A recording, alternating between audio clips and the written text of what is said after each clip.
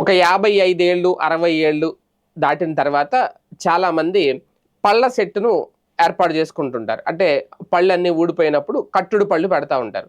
దాంతో చాలా జాగ్రత్తగా ఉండాలి ఆ కట్టుడు పళ్ళుతో.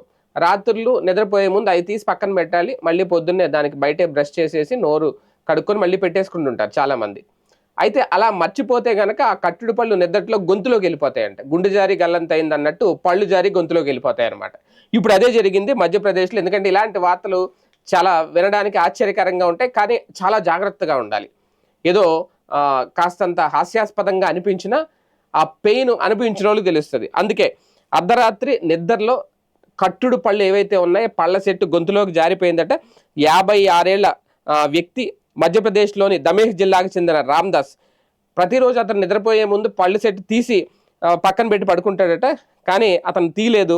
అర్ధరాత్రి తర్వాత ఒక్కసారిగా అకస్మాత్తుగా శ్వాస తీసుకోవడంలో తీవ్ర ఇబ్బందులు ఎదురైనాయి. కుటుంబ సభ్యులు వెంటనే సాగర్‌లోని బుందేల్ఖండ్ వైద్యశాలకు ఆసుపత్రికి తరలించారు.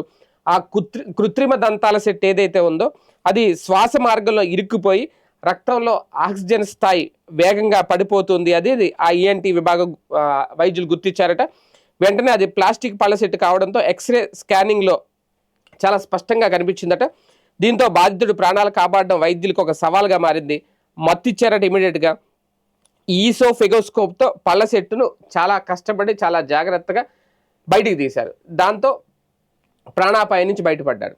నిజంగా ఇది చాలా డేంజర్ అనమాట. ఎందుకంటే ఈ వార్త చూసినప్పుడు పళ్ళ సెట్ ఏంటి గొంతులో జారిపోవడం ఏంటని అనుకుంటాం. అజాగ్రత్త అనేది ఇక్కడ నిజంగా ప్రాణాల మీదకి తెస్తుంది. ఇతని టైం బాగుండి భూమి మీద నూకలుండి బతికారు.